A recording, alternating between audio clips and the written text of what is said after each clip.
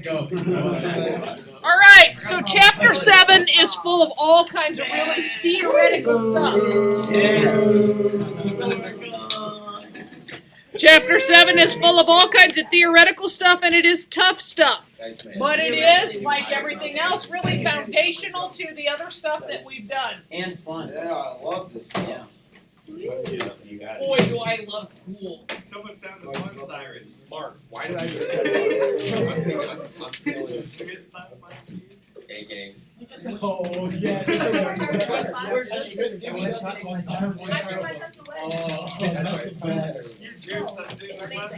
didn't even look at the score. Mrs. Hope, consumers producing what? Not yours. Consumers, producers, and efficiency of markets. What you're going to be talking about is consumer surplus and producer surplus. That's what you'll think about this chapter as. And welfare economics. Hope you're really gonna have to turn in the right not white balance. All right, so what is consumer surplus? How does it relate to the demand curve? What's producer surplus, and how does it relate to the supply curve?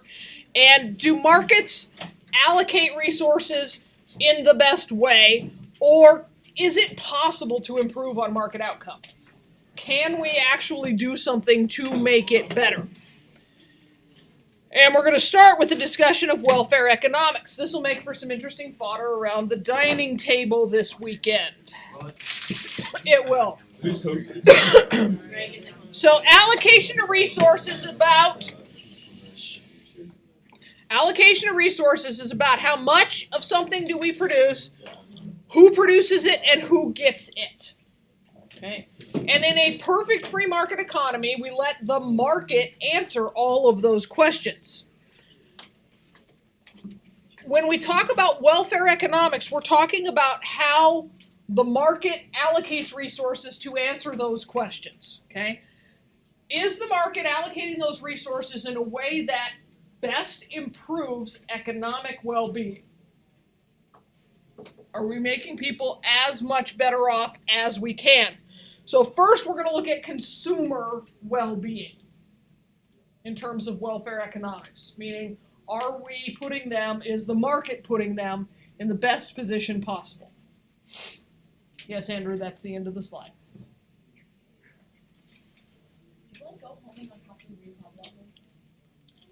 He never does anything with them at all. He just loads his camera roll. Look who it is. 2:15, I go see Dr. Hanson. Wait. Yeah, me and Hope, why'd you change this? Okay. Why'd you change the slides? Hope, can you go back? Yeah, I don't know why you changed. If I was done. Oh, there you go, Hanson. What was your type? No. Yeah. That's it.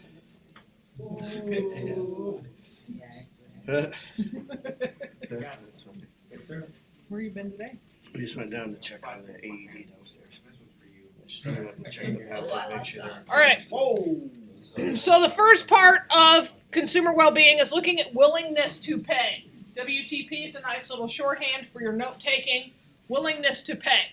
So willingness to pay is the maximum amount that you will pay for that good. Okay? Maximum amount. So here is a new Apple iPhone 10. It's a new iPhone 10. X. It's 10. X stands for 10. Okay? It's beautiful. It's in pristine condition, brand new out of the box. Willingness to pay. What is the maximum amount you would pay for this? Now, they have already sold 3 million of these since they were put live on the Apple website for pre-orders at 12 o'clock last night. 3 million of them. Okay? Just making this up or just No, it's right. That figure is real. Okay, this is not an actual iPhone. I know that. Okay. The iPhone 10 at its maximum storage capacity is how much? 256 gigabytes. It's $1,200. The 64 gig version is $1,000. Okay. So we have to assume that for people who were staying up overnight to order this, or who stayed up late to order it, their willingness to pay was at least $1,000 or $1,200. 3 million people. Okay? When the iPhone 8 came out, when the iPhone 6 came out, they sold 13 million in the first week that it was available for purchase. Okay? So the willingness to pay met that quantity quite a bit, right? Now, what if you were willing to pay $1,500 for a 256 gig iPhone? Do you pay that? No. No. You're willing to pay it though. So if they had charged $1,450 for the iPhone 10 with 256 gigs, you would have been a buyer. But if you were only willing to pay $1,000, you're not getting the 256 model, you're getting the 64 model. And your willingness to pay for the 64 gig model can be different. If you're only willing to pay $800 for it, guess what you're not buying? Okay? So your willingness to pay often exceeds what the price of a given good is. Unless you're cheap. What willingness to pay does is it measures how much you value that good. How much do you value it? I'm going to use Jared as an example here again. The lawn is a mess. It's a mess. The trees, we've got ash trees, they have just crapped all over the lawn in this wind. The neighbors' maple trees, it's garbage. Okay? T-Hope's busy blowing out sprinklers. He's got other stuff to do. I can't exactly walk and push a mower right now. So, I value someone else cleaning up my lawn at $25. Yeah. Jared's going to look at my lot and go, are you drunk? That's a $40 lot at You might be best, tomorrow. even with the I love this teacher discount. Right? So, guess whose lawn isn't getting taken care of? Yours. Right? Now, if my willingness to pay were $60 and Jared came and quoted it for $50, I'd pay him the $50 and be pretty happy about that and think, wow, I'm $10 better off than I was prepared to be. Right? Okay. And I don't tip him the extra $10. All right. So here we have a chart that shows us willingness to pay. Anthony is willing to pay $250 for an iPod. Chad, he's only going to put out $175. Flea, $300. John, $125. By the way, I think these are the names of band members in the. Are they the Red Hot Chili Peppers? Yeah. It just seems like a weird name. That's what I'm gonna name my Isn't Flea one of the guitarists? They never really Oh, Andrew. Okay. I'm gonna name my All right. So we're going to stick with that chart. If the price of an iPod is $200, who gets one? Lee and Anthony. Flea and Anthony. So quantity demanded at a $200 price for an iPod is 2. Okay. You are correct. Yay. So we can take this further then and break it down. And we can say at $301, who buys an iPod? Quantity demanded is? 0.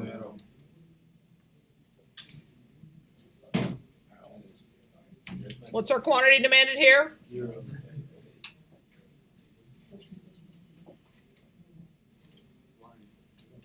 One?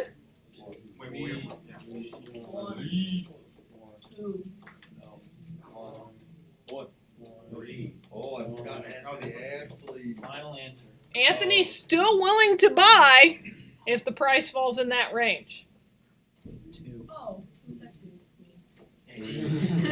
What about John? 3. cheap. And 4. You got so much money, but Okay. Me too, John. It is critical that you remember that those who are willing to buy at a higher price are still willing to buy at a lower price. That is a very common mistake. Don't goof that up, yo. No. Don't say All right. So then we graph this, and guess what it looks like? Looks like a perfect supply curve.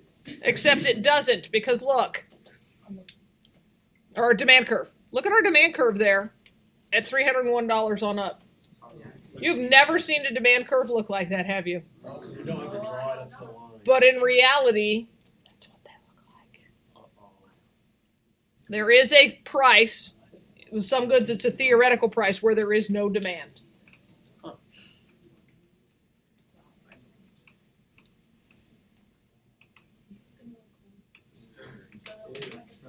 It's a stir case. It looks like that thing, what's that called? Etch a sketch. Yeah, y'all. Big stereo. Now, tell me why our demand curves don't look like this. Because there's like an infinite amount of people in there, so like it's just a lot of stuff. Our demand curves represent the whole market, all the consumers. So, Steps are minuscule. yeah, the steps are so microscopic you can't even. So it actually does look like it, but we just can't tell. Yeah, If you like zoomed in, In you theory. one part of it. okay. I'm having flashbacks.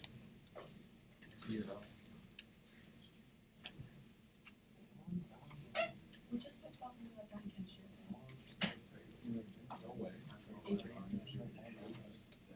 Because, wait, can you hold it for just a second? I signed up for it. Okay, I can hear you still.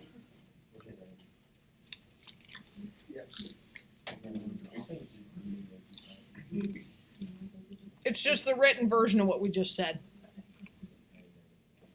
All right.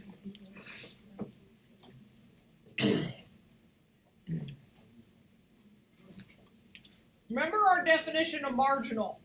The person who's right on the edge of changing, right? When you are making a decision, you think at the margin. So at any quantity, the height of the demand curve is the willingness to pay of that marginal buyer, the one who would leave the market if the price were any higher.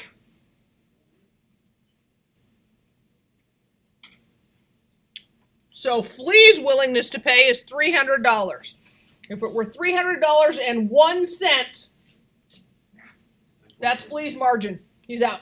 Ooh. Can't find a couch penny. He's done. Flea doesn't have a couch. But he wants an iPod. Futon only. Ooh, Okay? Got this? So these are all the different willingness to pays.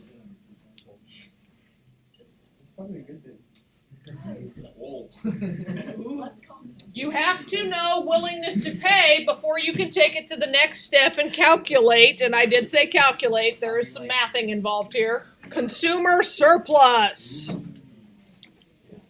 So consumer surplus is the amount you're willing to pay minus what you actually pay. So let's go back to my yard. If I'm willing to pay 60, Jared quotes me 50. My consumer surplus is $10. Yay!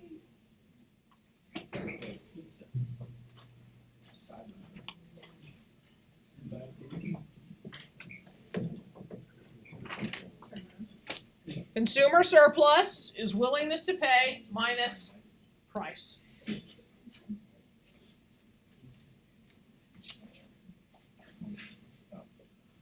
David is wearing a Mayor's Triathlon shirt. Am I dead? I believe that you are, sir. I think you're wrong.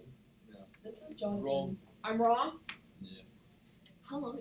We should make name Jonathan tags. says here, David sits in my journal. I think they changed some days just to troll me. Just No, to No, they So don't. Jonathan is wearing a Mayor's Triathlon shirt. He runs the Mayor's Triathlon and bikes and swims it. Okay? He completes the Mayor's Triathlon. His willingness to pay for a bottle of water at the end of that event, probably pretty high, right? It's huge. Huge. He'd pay $10 for a bottle of water. He's thirsty. Drinking Stadium. fountains are broken. He drank the lake water. Let's go find a lake. Better be that water. That What they give. So if he can get his hands on a bottle of water for $2, he's a pretty happy camper. He's got an $8 surplus. All right. So if the price is $260, what is Flea's consumer surplus? Okay. Does anybody else have consumer surplus at this price? Why not? No one's willingness to pay even meets that price, and you can't have a negative consumer surplus. No. No. They can't have a surplus, they're not spending the money. You have to buy something. So it won't ever be a surplus. No. Okay. So what is the total consumer surplus at a price of $40? At a price of $260. $40. That's the total consumer surplus. Lauren, you're giving me constipated face. I was trying to look at him. Oh, Please, Because he just said something rude to me under his breath. No. I saw it. Gavin. I say she was a negative. Let's be nice, boy. Yeah, that's Box All right. negative. Box of two. So look, on the graph, there's Flea's consumer surplus, which is at that price the total consumer surplus. Consumer surplus is always under the demand curve.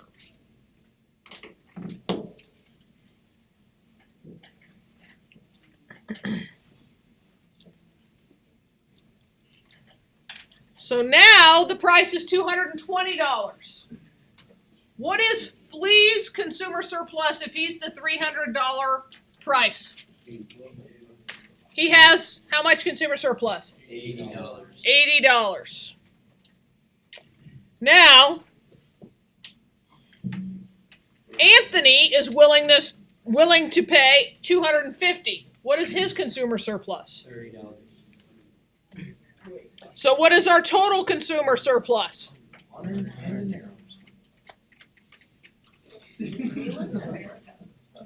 Got it? This seems really simplistic, doesn't it? Yes. Because we're dealing with a demand curve of only 4 people and you've got nice rectangular stair steps. We should do this next time. Hey, hope we can just integrate the calculus concepts. Don't use math words in my presence. All All right.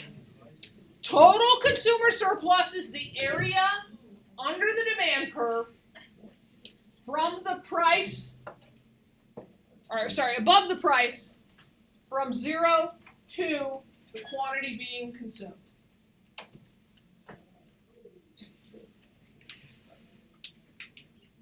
It does not go clear down to the axis unless the price is 0. Would it ever go down to 0? Yeah, we had all kinds of consumer surplus when it came to popcorn here. Yeah. I was willing to pay like $5 for that bag of popcorn, and instead I got some for free, so I had a lot of consumer surplus. Austin, you love Yeah, Taco Bell's gonna have free tacos. Because the Astros, you know. Wait, what? Really? Yeah, Oh, yeah. maybe still second base. Grace told me to tell you that. Grace from Broadcasting, she texted me, said, should I tell Mo about the free tacos? I said, yeah. It is true. You did it. All right. Next Wednesday, Tuesday. So wait a minute. Is that racist? What? We'll give you a free taco if somebody steals something? Oh, only if you make it like that. Yeah, come on. Oh, get the line out of the gutter. All right. So let's go lots and lots and lots of consumers. Shoes. 45 slides. Would you say 45 slides? Oh. That's fine. Those are cheap shoes. I can get them on sale. Seriously, minute. All right. By the way, guys, quantities here are in thousands. So that's 5,000 to 30,000. Okay. Marginal buyers willing to pay $50 for a pair of shoes. So that means we're going to sell 5,000 shoes. Okay. Imagine that the price is $30. So that marginal buyer's consumer surplus is then $20. The difference between what their willingness to pay was and what the actual price is. Okay. Times 5,000 buyers.